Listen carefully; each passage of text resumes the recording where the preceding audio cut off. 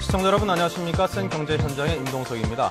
네, 우리 증시가 사흘 만에 하락세로 돌아섰습니다. 비록 하락은 했습니다만 뉴욕 증시의 급락 마감이나 일본 증시의 급락세에 비해서는 그래도 선방했다라는 그런 평을 듣는 소폭의 하락세에 그쳤습니다. 연기금의 매수세가 우리 증시의 버팀목 역할을 아주 탄탄히 해준 그런 하루였다고 분석을 할 수 있고요. 1160선을 지켜내며 1월장을 마감을 했습니다. 자, 오늘 센경제 현장에서는 4분기 산업활동 동향과 오늘 발표된 단독주택의 공시가격 소식을 여러분께 함께 전해드리겠습니다. 자, 먼저 통계청이 실물 경제 상황을 나타내는 산업활동 동향을 발표했습니다. 예상대로 경기가 심각한 침체 늪으로 빠져들고 있음을 반영하고 있는 그런 지표들이 발표가 됐는데요. 서울경제신문 신경립 기자를 전화 연결해 자세히 물어보겠습니다. 안녕하십니까? 네, 안녕하세요. 네, 이 생산지표는 11월에 이어 12월에도 통계 작성 이래 최저치를 기록했다는데, 자, 현재 실물 경제가 어느 정도 심각한 상황인지 궁금합니다. 네, 우선 생산이 급격하게 위축이 됐습니다.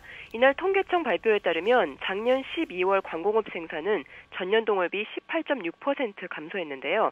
이는 1970년 통계 작성이 시작된 이래 최대 낙폭입니다. 작년 11월에도 낙폭이 14%에 달해서 사상 최대치를 기록했는데 한 달 만에 또 경신이 된 것입니다. 불경기 때문에 기업들이 조업을 단축하고 재고를 소진하면서 재고 증가율은 7%로 떨어졌는데요. 이 같은 재고 조정 때문에 제조업의 평균 가동률도 80년 이후에 최저 수준으로 떨어졌습니다. 소비와 투자 지표도 점점 나빠지고 있는데요. 소비재 판매는 12월에 마이너스 7%까지 낙폭이 커졌고 특히 승용차나 의복 등 내구재와 준내구재 소비가 두 자릿수의 가파른 하락세를 보였습니다.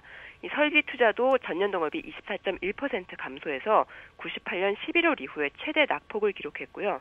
현재와 앞으로의 경기 추이를 나타내는 동행지수 순환 변동치와 선행지수 전년 동월비는 11개월째 동반 하락하고 있습니다. 네.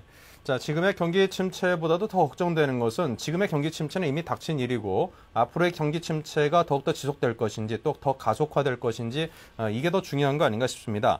앞으로의 경기를 가늠하는 선행지표는 어떻게 나옵니까? 네, 하반기 이후에 경기를 가늠해 볼 수 있는 선행지표도 좀처럼 개선될 조짐을 보이지 않고 있습니다. 앞으로의 경기 국면을 예고하는 경기 선행지수 전년 동월비는 전월 대비 0.6%포인트 추가 하락해서 13개월째 하락하고 있고요. 투자의 선행지표인 국내 기계 수주는 전년 동월 대비 38.4% 줄어서 4개월 연속 마이너스 30% 이상의 낙폭을 보이고 있습니다. 유일하게 건설 수주가 토목공사 발주 증가로 급반등을 하고 있는데 이는 업체들이 연말에 건설 수주를 밀어내는 데 따른 영향이 크다는 것이 통계청 관계자들의 설명입니다. 또 한 가지 우려되는 것은 지금 걷잡을 수 없이 나빠지는 수출 경기인데요. 세계적인 경기 침체와 또 업체들의 조업 중단 그리고 구정 연휴에 따른 조업 일수 감소까지 겹쳐서 1월 수출 증가율은 지금 마이너스 30%를 넘어설 것으로 예상이 되고 있습니다. 이 때문에 원유가 하락 등으로 수입이 줄어들어서 잠시 흑자로 돌아섰던 무역 수지가 올 1월에는 또 최악의 적자로 돌아갈 것이라는 예측이 제기되고 있는데요. 이 같은 수출 악화는 1월 이후 실물 경제 지표를 한층 더 악화시키는 요인이 될 것으로 우려가 되고 있습니다. 네.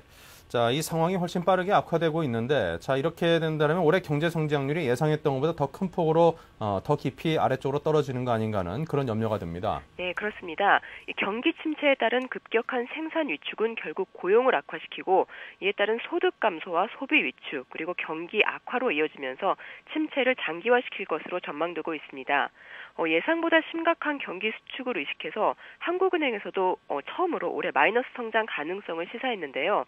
이성태 한국은행 총재는 오늘 한 조찬 강연회에서 작년 4분기를 경기 침체의 시작으로 본다면 올해 마이너스 성장이 확실하다고 밝혀서 공식적으로 2% 성장률을 제시했던 한은의 기존 전망치를 사실상 번복했습니다. 한은 총재가 공식석상에서 마이너스 성장 가능성을 언급한 것은 이번이 처음이었습니다.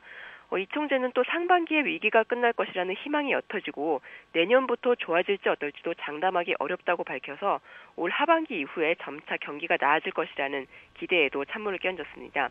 이 경제 전문가들은 당초 미국 경기의 점진적인 회복을 전제로 올 하반기부터 경기가 미약하게나마 나아질 것으로 예상을 했었는데요.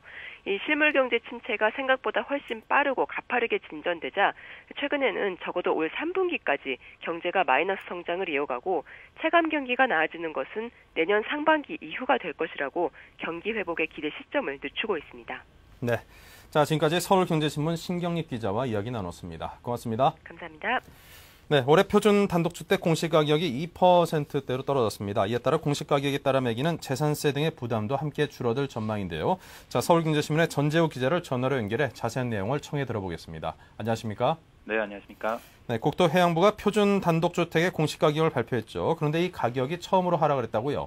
네, 그렇습니다. 국토해양부는 오늘자로 표준 단독주택 공시가격을 인터넷 홈페이지 등에 게재한다고 밝혔는데요. 공시가격은 2005년 제도가 도입된 이후 처음으로 하락했습니다. 표준 단독주택 공시가격은 전국의 단독주택 중 대표성이 있는 20만 가구를 대상으로 조사한 가격이고요. 이를 기준으로 전국 404만 가구의 개별 단독주택 가격을 산정하게 됩니다. 국토부에 따르면 전국 평균 2009년도 표준 단독주택 공시가격은 지난해보다 1.98% 떨어진 것으로 나타났습니다.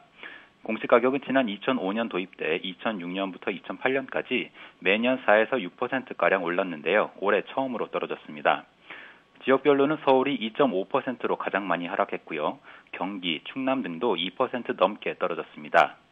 특히 서울 중에서는 강남권 일대가 큰 폭의 변동률을 보였는데요.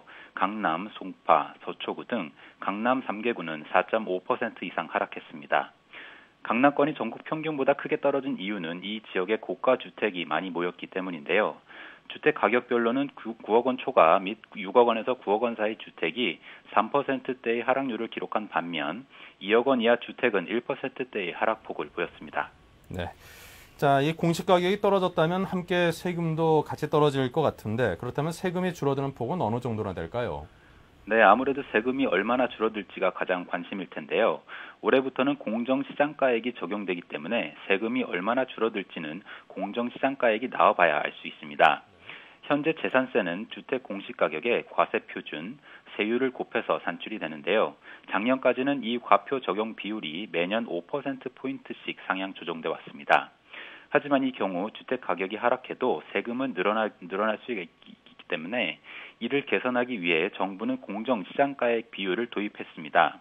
공정시장가액은 부동산 시장 동향 등을 고려해 60%에서 20%포인트를 더하거나 뺄 수 있겠습니다. 즉 과거 기준으로는 올해 과표 적용 비율이 60%이지만 올해의 경우엔 최소 40%, 최대 80%가 될 수 있습니다. 올해의 공정시장가액을 60%로 가정한다 하더라도 공시가격이 하락한 만큼 세금은 줄어들게 되는데요. 이 공정시장가액이 60% 이하로 떨어지게 되면 세금은 최고 절반 이상 줄어들 수도 있습니다. 특히 6억 원 초과 주택의 경우 공시가격 하락률이 3% 이상으로 높았던 만큼 고가주택 보유자들의 세금 감소폭은 더 커질 것으로 보입니다. 또 올해부터는 1가구 1주택자의 경우 종합부동산세 과세 기준이 사실상 9억 원으로 상향 조정됐기 때문에 6억 원 초과 9억 원 미만의 주택을 가진 1가구 1주택자의 세금 감소폭이 가장 클 것으로 보입니다. 네. 자, 그렇다면 떨어진 공시가격을 어디서 어떻게 확인할 수 있는지 궁금하고요. 또 확인을 해보고 이건 아닌데 싶어서 좀 불만을 가지신 분들은 어떻게 할 수 있을까요? 네, 공시된 표준주택 가격은 오늘부터 3월 2일까지 국토해양부 홈페이지나 주택 소재지에 시, 군, 구, 민원실에서 열람할 수가 있습니다. 열람은 누구나 가능한데요. 이의 신청은 해당 표준 단독주택의 소유자나 법률상 이해관계인만이 서면으로 신청해야 합니다. 이의 신청이 들어오면 다시 조사를 해서 3월 20일 재조정 공시를 하게 됩니다. 표준 단독주택 공시가격에 이어 4월 30일경에는 개별 단독주택과 아파트 등 공동주택의 가격이 발표됩니다. 표준 가격이 떨어진 만큼 개별 공시가격도 다소 낮아질 것으로 전망됩니다. 또 세금 산정의 기준이 되는 공정시장가액은 3월 말쯤 정해질 것으로 보입니다. 네. 자, 지금까지 떨어진 주택 공시가격 관련된 소식을 서울경제신문 전재호 기자로부터 자세하게 들어봤습니다. 고맙습니다. 네, 감사합니다. 네, 이 장기화 조짐을 보이고 있는 경제 불황은 그 업계 전반에 어느 업계든지 가리지 않고 업계 전반에 골고루 영향을 미치고 있습니다. 출판업계 역시 마찬가지라고 하는데요. 자, 이런 불황을 극복하기 위해서 출판업계가 스테디셀러 발굴에 주력을 하고 있다고 합니다. 자, 서울경제신문 문화레저부의 장선아 기자 모시고 그에 관한 소식을 들어보겠습니다. 안녕하십니까? 네, 안녕하세요. 네. 자, 이 최근 출판사들이 예전에 인기를 끌었던 그런 구간들을 다듬어서 개정판으로 출간하는 사례가 늘고 있다고 하는데 어떤 경우입니까? 네, 그렇습니다. 출판업계에 따르면 예전보다 약 20% 정도 개정판이 더 많이 늘어나고 있다고 합니다. 네. 디자인을 바꾸고 내용을 수정하고 보완해서 다시 효자 상품으로 만들어내기 위한 출판사의 불황 극복 전략이라고 할 수 있습니다. 대표적인 사례가 민음사의 세계문학 전집 한정판인데요. 네. 1997년에 출간하기 시작한 세계문학 전집이 올해 홍길동전으로 200권 돌파했습니다. 민음사는 200권째 출간을 기념하면서 전집 중에서도 독자들의 사랑을 가장 많이 받았던 책 10권을 엄선했습니다. 이 책을 표지와 책의 형태를 바꾸기 위해서 전문 디자이너까지 동원했다고 하는군요. 2000세트 한정으로 나온 개정판에는 30만 부 이상이 판매된 호밀밭의 파수꾼, 오만과 편견, 그리고 20만 부 이상이 나간 동물의 농장 등이 포함되어 있습니다. 각각 모두 10만 권 이상씩 판매된 책들인데요. 네. 학창시절 한 번쯤 읽어본 고전 걸작들이죠. 그렇군요. 자, 그렇다면 지금 설명해 주신 민음사 외에 또 어떤 출판사들이 이런 개정판을 내고 있습니까? 예, 소설이 주력인 문학동네는 1996년에 출간해서 지금까지 50만 권 이상이 팔린 소설가 은희경의 새해 선물의 표지와 판형을 바꿔서 올 상반기에 다시 내려고 한다고 합니다. 1994년 나온 소설가 윤대영의 은어낚시 통신은 내용을 대폭 수정해서 3월에 낸다고 합니다. 입문서도 있는데요. 역사학자 이덕일 씨의 조선왕 독살 사건이 대표적입니다. 최근 다산초당이라는 출판사에서 내용을 대폭 수정해서 개정 중보판을 냈는데요. 2005년 판이 한 권으로 나온 책인데 내용이 많이 추가돼서 2권이 됐습니다. 2005년 판은 지금까지 26만 부가 판매되면서 딱딱하고 지루하다고 여겼던 역사서의 대중화를 이끌어냈다는 평가를 얻기도 했습니다. 이번 개정판에는 문종, 예종, 단종, 연산군, 효명세자 등 사망 원인이 독살로 추정되는 조선 왕족 8명의 의문사가 추가됐습니다. 네. 자, 그렇다면 이 출판사들이 왜 이렇게 그 스테디셀러의 개정판에 주력을 하고 있는지 궁금한데요. 예, 출판업계의 신간 출간 현황을 보면 그 해답을 찾을 수가 있는데요. 우리나라 서점에 나오는 신간을 보면 외국 서적을 번역한 것이 약 2만 종으로 절반 정도를 차지합니다. 네.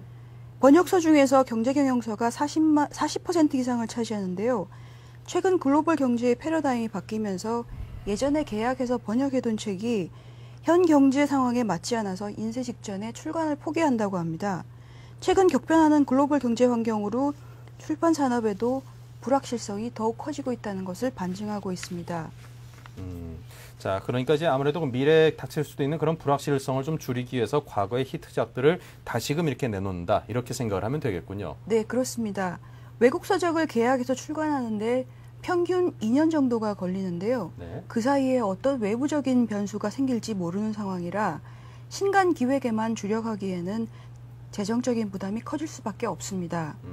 예전에 인기를 끌었던 책으로 매출을 높일 수 있다면 시장의 불확실성을 어느 정도 잠재울 수가 있게 되죠. 실제로 불황에 살아남을 수 있는 출판사의 성공 요인 중 하나가 스테디셀러를 얼마나 많이 갖고 있느냐가 달려 있습니다. 꾸준하게 판매되는 책의 종수가 많을수록 출판사의 재정이 든든해지겠죠. 네. 그런데 이제 예전에 다시 나온 책인데 아무래도 예전에 한번 읽으셨던 분들은 좀 덜 사보지 않을까 싶은 생각도 들고, 독자들의 사랑을 다시 받을 수 있을까요?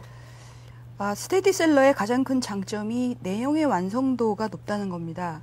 이른바 출판사가 이름을 걸고 자신 있게 독자들에게 권할 수 있는 책 중에서 고르고 골라서 내놓은 책이라고 보시면 됩니다.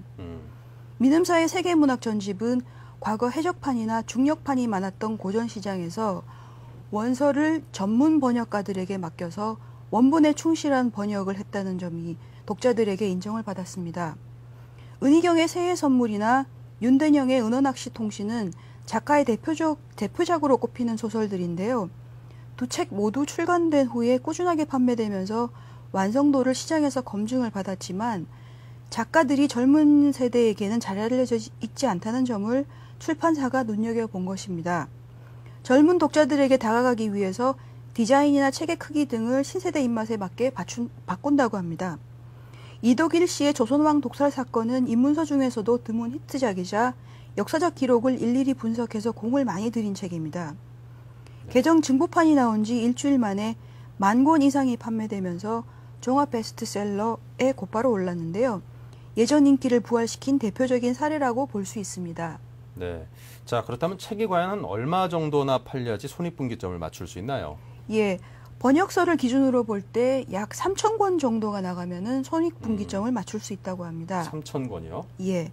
이 같은 출판 시장에서 판매 10만 권이 넘어서면은 이른바 대박인 셈이죠. 스테디셀러가 많은 출판사는 미래를 준비하기 위해서 재투자를 할 수 있는 여유가 그만큼 넉넉하다는 얘기가 되겠죠. 출판사들이 스테디셀러의 출간과 마케팅에 더욱 주력하는 이유가 여기에 있습니다. 네. 자, 아무쪼록 예전에 그 인기를 끌었던 책의 개정판이 우리 독자들의 사랑을 좀 많이 받아서 우리 그 출판업계가 다시금 좀 화랑을 맞을 수 있는 그런 계기가 됐으면 좋겠습니다. 그리고 제가 예전에도 한번 그 출판업계에 한번 부탁을 드린 적이 있었는데 그 아주 그냥 거창하게 만드는 하는 것보다는 그 외국 서적처럼 문고판이라 그러나요? 들고 다니기 편하고 좀 작고 가볍게 만들어서 책값 좀 싸게 좀 만들어 주셨으면 더 좋겠습니다. 자, 지금까지 서울경제신문 장선아 기자와 함께했습니다. 고맙습니다. 감사합니다. 네, 이어서 오늘 경제 지표를 살펴볼까요?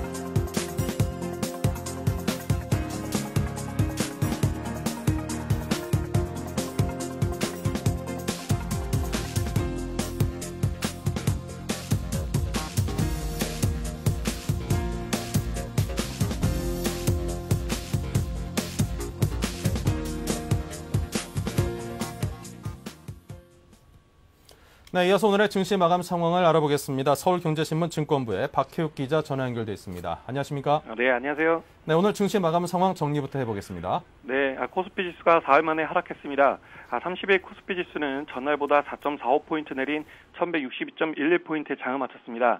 고용과 소비, 주택시장 등의 지표들이 최악 수준을 기록하면서 미국 증시가 급락했다는 소식이 악재로 작용했습니다. 수급면에선 개인들이 2,546억 원 순매도하며 지수 하락을 주도했습니다. 반면 외국인과 투시는 소폭이지만 각각 355억 원, 482억 원 순매수하며 4일 연속 사재에 나섰습니다. 네, 자 1월의 마지막 날이었는데요. 2월 달의 증시 전망은 어떻게들 보고 있나요? 네, 월 말 들어 지수가 상승 전환 신호를 보이면서 추가 상승 기대감이 나타나고 있는데요. 전문가들은 그러나 국내 증시가 2월 한 달간 박스권에 갇힌 채 제한적인 등락을 거듭할 것으로 예상했습니다. 금융위기를 극복하기 위한 세계 각국의 노력과 이에 따른 유동성 증가는 높이 살만하지만 경기 침체의 골이 여전히 깊어 추세적인 상승 전환은 기대하기 어렵다는 분석인데요. 이를 반영해 경기 방어주 위주의 보수적인 투자 전략이 유효할 것이라고 전문가들은 조언했습니다. 네. 자, 그리고 거래소의 준정부기관 지정을 놓고 논란이 확산되고 있다고 하던데요. 어떤 내용입니까? 네. 증권선물거래소가 정부의 공공기관 지정에 반대해 법적 대응에 나서기로 결정했습니다. 법적 대응은 헌법소송과 행정소송을 함께 내는 방식이 될 것으로 보이는데요. 대응 시기와 방법은 다음 주 확정한다는 계획입니다. 이에 따라 거래소 공공기관 지정 문제가 법정 싸움으로 비화될 가능성이 커졌습니다. 한편 이날 영국의 파이낸셜 타임즈는 증권선물거래소를 정부 감독하에 두겠다는 결정으로 한국은 슬로바키아와 같은 배를 탔다며 이는 한국 정부의 아시아 금융허브 추진 노력에 도움이 되지 않을 것이라고 꼬집었는데요.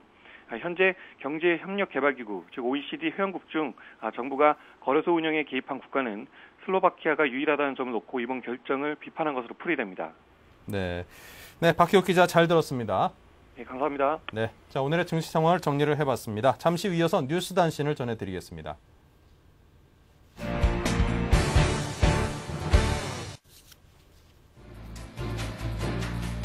오늘의 주요 뉴스입니다. 액화 석유가스 LPG 수입업계가 다음 달 각 충전소에 공급하는 LPG 가격을 동결합니다. SK가스와 이원은 프로판가스와 부탄가스의 2월 공급 가격을 1월 수준으로 유지키로 했습니다.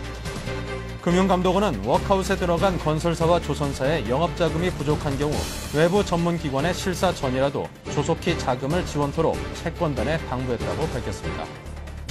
대한주택공사는 판교 신도시의 10년 공공임대주택 2068가구에 대한 청약 접수를 다음 달 10일부터 받습니다. 공급주택은 모두 85제곱미터를 넘는 중대형이며 입주는 5월부터 시작됩니다. 1월에 분양한 공동주택이 6,136가구로 지난해 1월에 17.1%에 그쳤습니다. 2월 분양 예정 물량은 수도권의 6,660가구, 지방의 4,830가구 등 1만 1,490가구로 집계됐습니다. 네, 잠시 후 증시 전략센터를 이어가겠습니다. 대한민국 경제부 증권부 기자들이 아침마다 서울경제TV를 보고 있습니다. 매일 20분 투자로 미 증시 흐름을 한눈에 블룸버그 파이널 워드, 30분 시청으로 아시아 경제까지 한꺼번에 블룸버그 아시아 비즈니스 투나잇, 한글 자막과 함께 방송되는 블룸버그의 또 다른 프로그램들, 주말 인터뷰 프로그램 나이트 토크, 성공한 모험 기업인을 다룬 블룸버그 벤처, 음악과 영화, 순수 미술에서 세계 최고급 레스토랑까지 고품격 문화예술을 소개하는 매거진 프로그램 블룸버그 뮤직, 세계 정재계 거물들의 향배를 통해 글로벌 마켓을 예측하는 블룸버그 폴리티컬 캐피탈, 블룸버그의 간판 스타 버너드 로가 각국 기업과 정부, 각계각층 인물 인터뷰를 통해 경제를 진단하는 블룸버그 보이스, 국내 최초 3시간 내 번역 자막 처리, 블룸버그 TV 국내 독점 채널 서울경제TV에서 이 모든 것을 경험하십시오.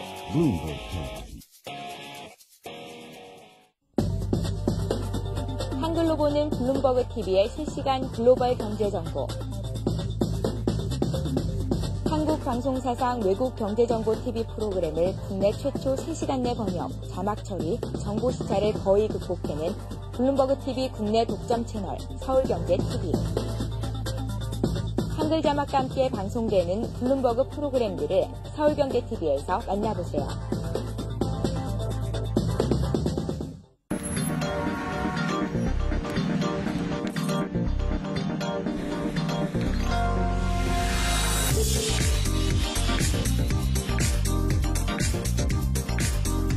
블룸버그 TV 국내 독점 채널 서울경제TV.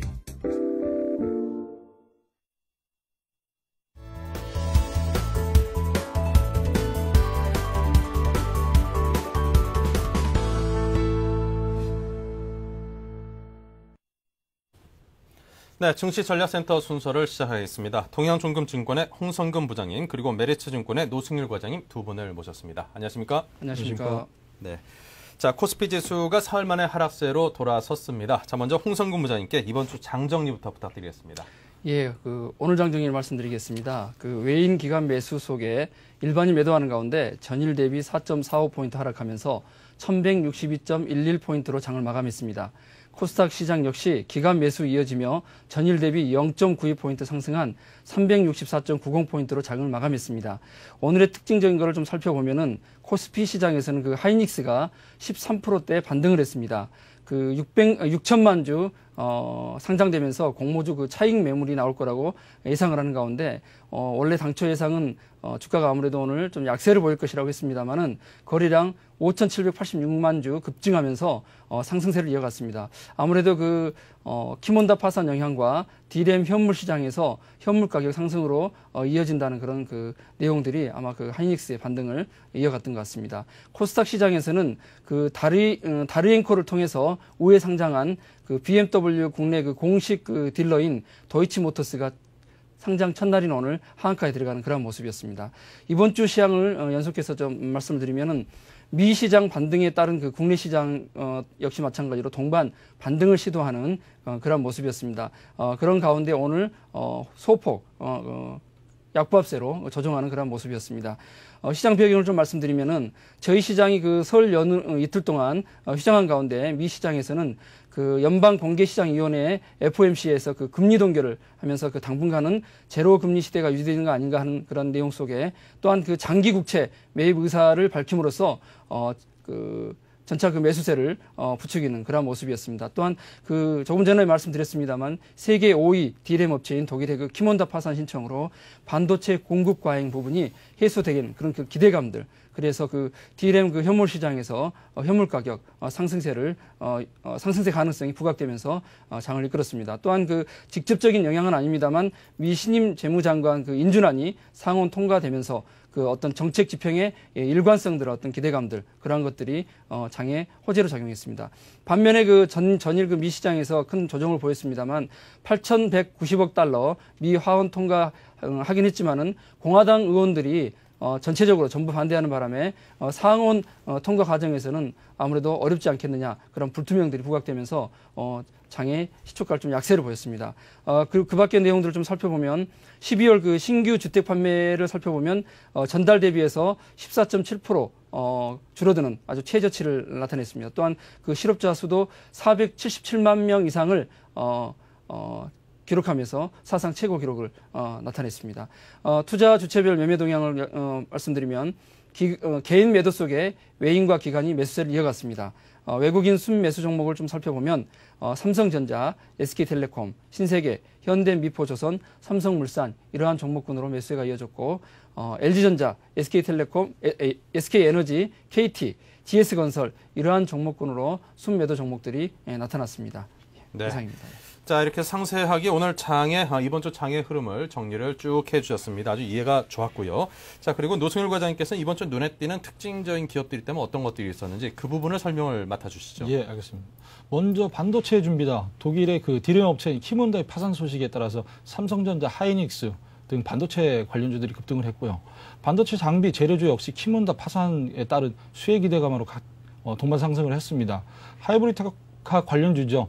미 정부가 배기가스 규제 정책을 재도입하기로 했다는 소식에 따라서 네. 필코전자, 누인텍, 사마전기 등 하이브리드카 관련주들이 급등하는 모습도 보였습니다.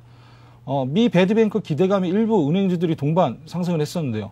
뉴욕 증시에 따라 그 미국 연방 예금보험공사가 은행들의 악성 자산을 매입하는 배드뱅크를 운영할 것이라는 기대감 때문에 네. 뉴욕 증시가 경제지표 악화에도 불구하고 시티그룹, 뱅크 오브 아메리카, JP 모건 체이스 등 금융주들이 동반 강세에 힘입어 신한지주, KB금융지주, 하나금융지주 등 일제히 동반하는 상승하는 모습 보였습니다. 또한 오늘 같은 경우에 줄기세포 관련주죠. 지방 줄기세포 개복제 성공 소식에 힘입어서 전일 RNM바이오가 세계 최초로 지방 줄기세포를 이용한 개복제에 성공했다는 소식에 따라서 RNL바이오, 마크로젠, 이노셀, 줄기세포 관련주들이 상승하는 모습 보였습니다. 워크아웃 건설주입니다. 신용위험평가에서 C등급을 받은 3호, 신일건업, 풍림산업 등이 건설사들이 채권단의 합의로 워크아웃이 본격화됨에 따라 경영 정상화 기대감으로 이틀 연속 급등을 하는 모습 보였습니다. 채권은행들은 지난 29일 3호와 신일건업, 풍림산업 등에 대한 공동 관리를 통해 경영 정상화를 추진키로 했다고 밝히면서 한편 워크아웃 개시 여부가 조만간 결정될 것으로 보이는 경남 기업의 주가 역시 이틀 연속 급등하는 모습 보였습니다. 네. 자, 이렇게 해서 아무래도 이번 주에는 그 키몬다사의 파산에 따른 반도체주의 움직임이 상당히 우리 시장의 상승을 이끄는 그런 견인차 역할을 톡톡히 해줬고요. 그리고 미국의 배드뱅크 설립 관련 소식들도 우리 금융주의 어떤 상승, 호조세에 상당히 그 불에다 뭐 기름을 끼얹는 것처럼 상당히 좋은 역할을 해주었습니다. 자, 그렇다면 이번 주 증시와 또 증시 전반적인 흐름, 특징주까지 정리를 해봤는데요. 이어서 전문가가 선택한 추천 기업들은 과연 어떤 것들이 있는지 알아봐야겠죠. 자, 먼저 홍성근 부장께서는 어떤 기업을 눈여겨보십니까? 예, 슈프리마 종목을 추천을 드립니다. 슈프리마요. 좀 예, 낯선 예. 기업이네요. 예. 자본금 15억짜리 지문인식 관련 시스템 개발업체입니다. 매출 구성을 살펴보면은 그 지문인식 시스템, 그다음에 지문인식 모듈, 또한 그 전자여권 및 솔루션 이러한 세 개 군으로 매출이 구성이 되어 있습니다.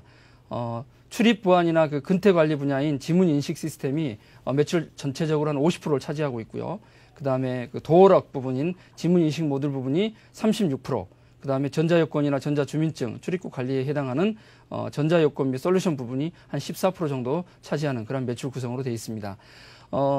단기업은 그 2008년도 작년이죠. 7월 달에 공모가 27,200원에 코스닥에 신규로 등록이 됐었습니다. 국내 그 지문인식 그 솔루션 시장의 점유율이 무려 57%, 과점을 이상 차지하고 있는 57%를 차지하고 있고요. 네. 또한 그 세계 1위 기업입니다. 지문인식 기술 보유로 세계 그 지문인식 경연대회에서 3회 대회하고 4회 대회에서 연속 1위를 차지하며 기술력을 인정을 받았었습니다. 또한 그 국내 보안업체인 그 S온과 또한 그 도어록 상위 업체인 아이레보, 서울통신 이러한 데 독점 공급을 하고 있고요. 또한 전 세계적으로도 100여 나라의 다양한 매출처를 확보하고 있어서 어떤 특정 지역의 특수성으로 인해서 매출이 줄더라도 전체적으로 매출에는 큰 영향을 받지 않는 그런 다변화되어 있는 그런 매출처를 확보하고 있습니다. 또한 기술력 부분을 좀 더 들어가서 살펴보면은 그 인증 중에서 최고로 여기는 최상위인 미 FBI 그 인증을 획득했습니다. 그래서 해외 시장에 박차를 가하고 있고요.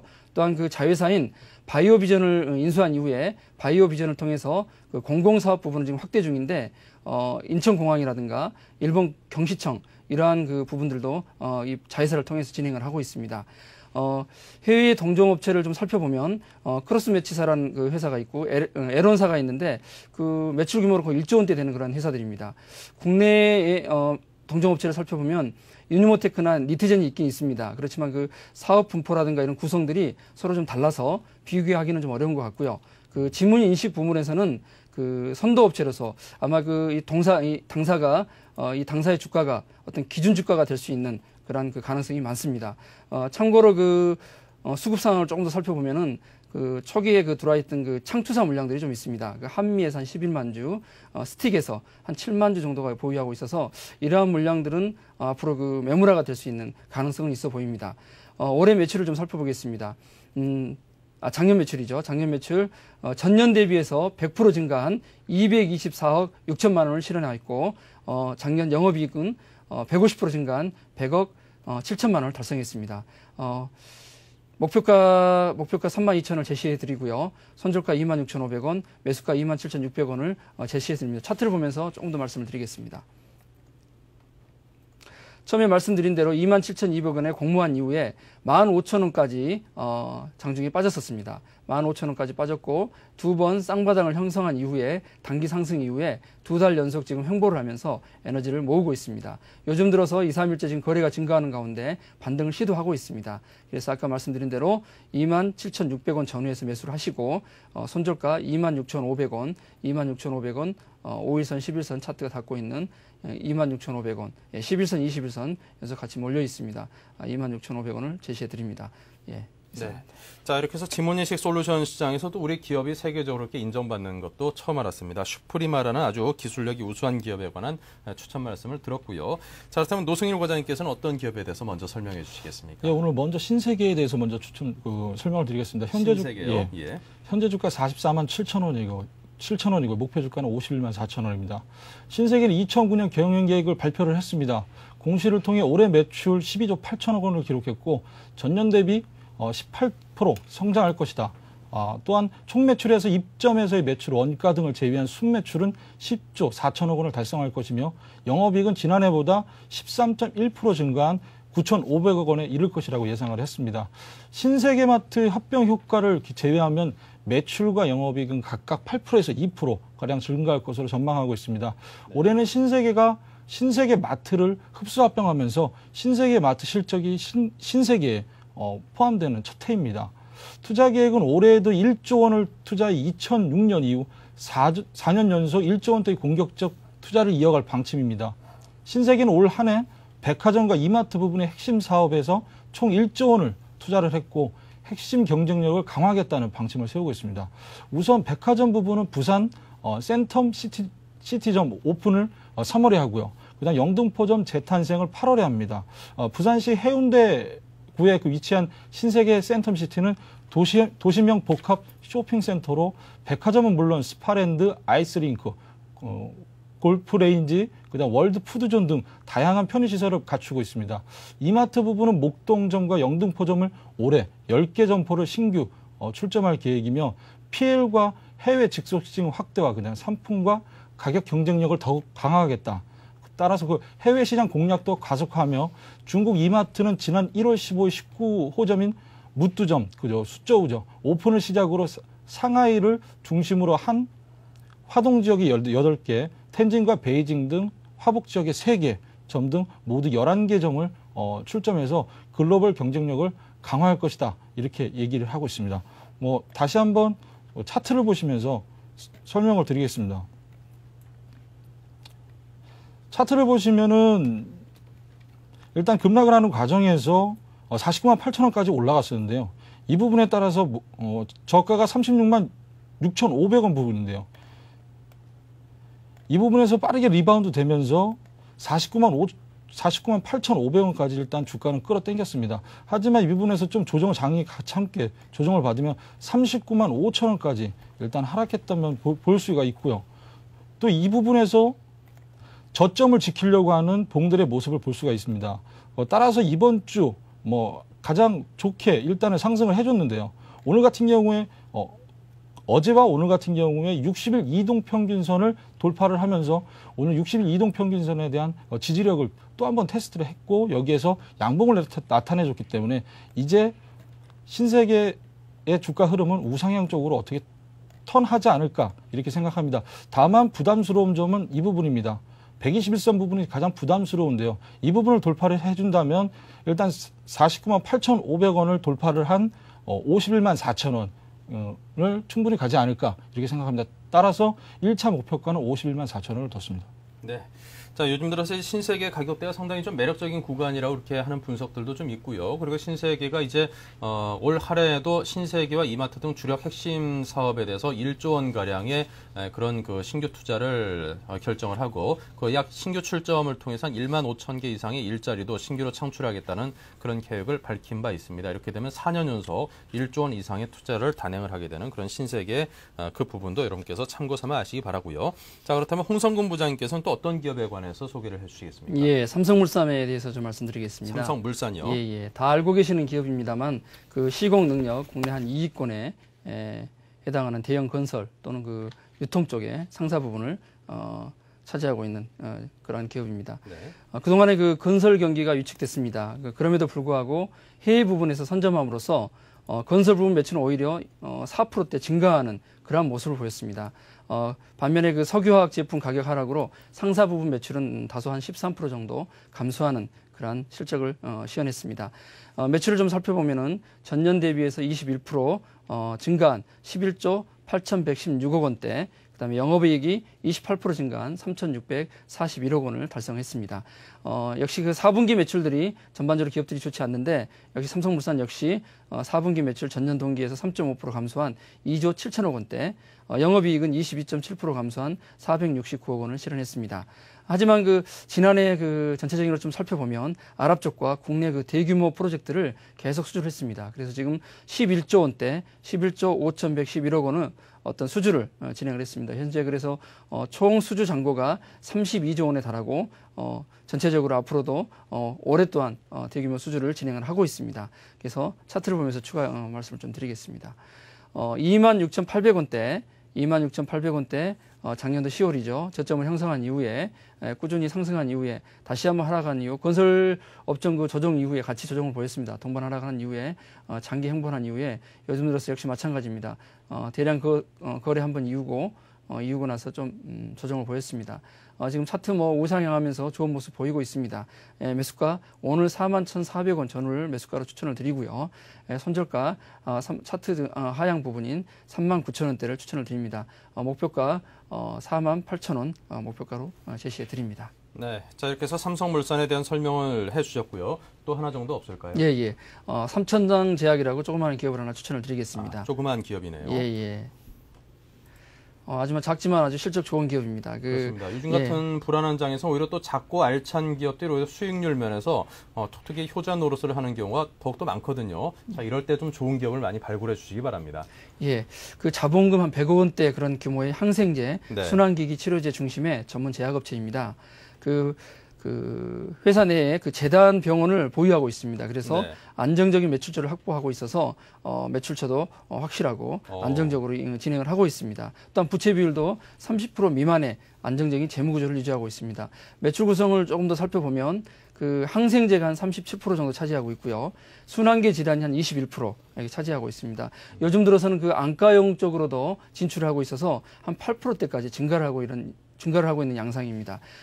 일반적으로 그 대형 병원과 의원 이런 일반 유통 부분이 전체적인 매출 구조를 차지하고 있습니다. 하지만 요즘 들어서 그 남미 쪽 진행을 하고 있고요. 네. 또한 그 해외 쪽 시장을 끊임없이 개척을 하면서 아직 매출은 한 1% 전후에 미미합니다만 향후에 해외 시장 쪽에서도 좋은 성과를 거둘 걸로 보여집니다. 전년도 그 지난해 매출 실적을 살펴보면 전년 대비 지금 17% 증가한 560억을 달성했습니다.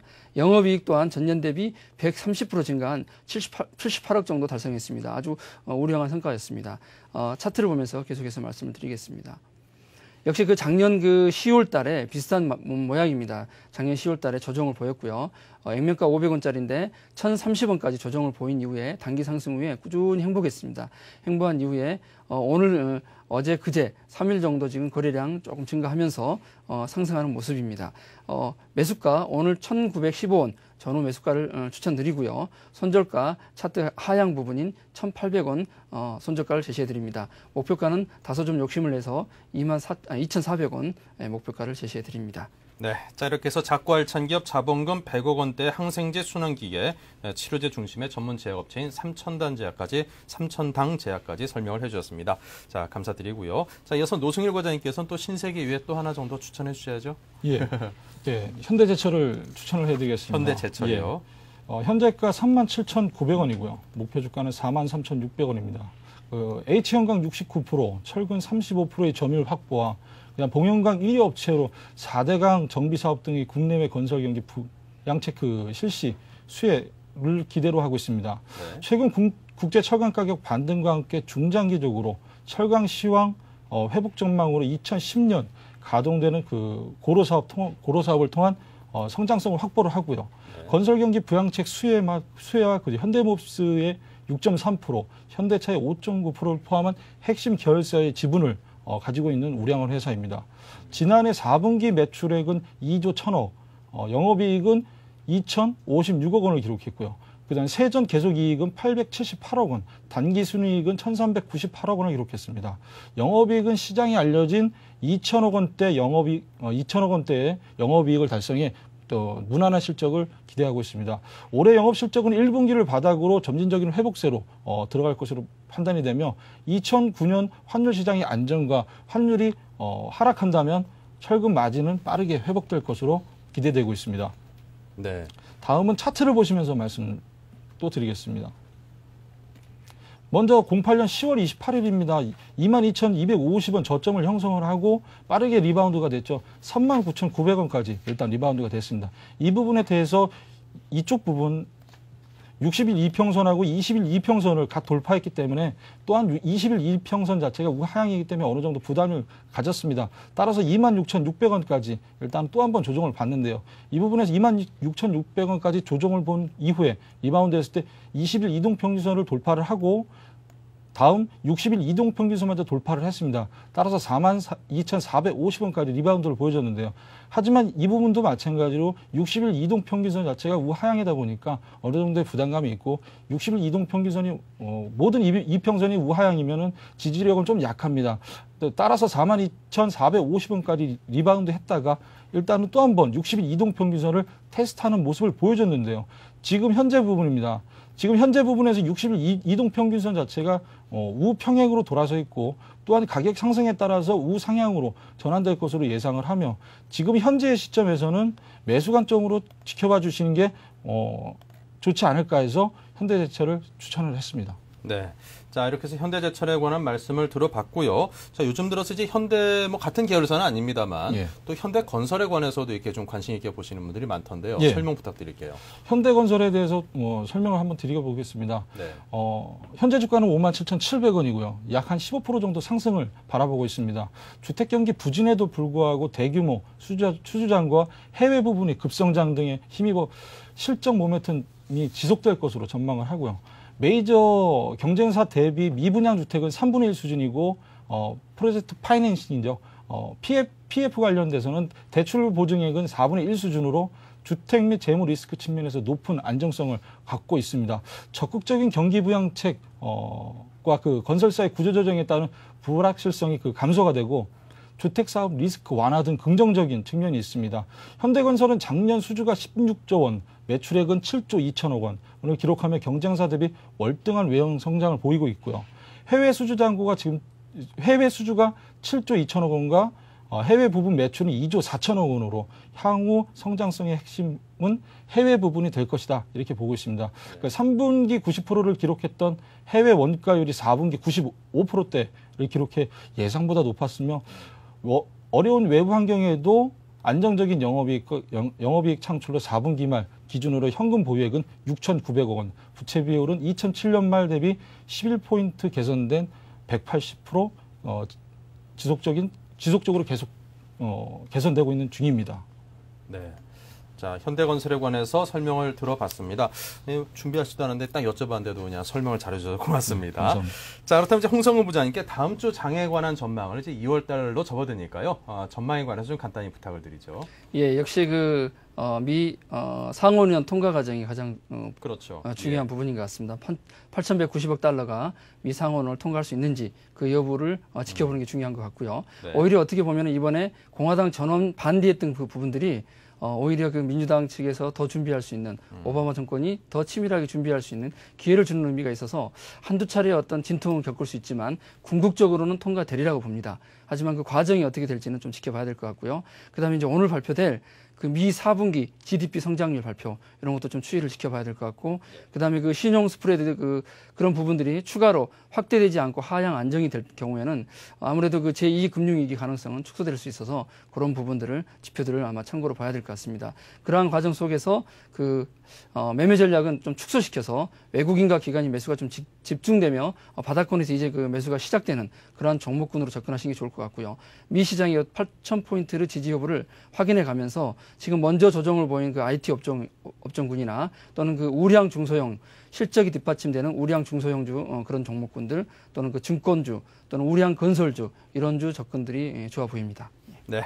자, 이렇게 해서 메리츠증권의 노승일 과장님과 동양종금증권 홍성근 부장이 두 분의 전문가를 모시고 지금 현재 증시의 자세한 시황과 또 추천할 만한 기업들에 관한 그 말씀까지 함께 청해 들어봤습니다. 오늘 도움 말씀 고맙습니다. 네, 1월의 마지막 그 거래일이었는데요. 자, 국내 증시는 온갖 악재로 상당히 뒤덮인 그런 하루였습니다.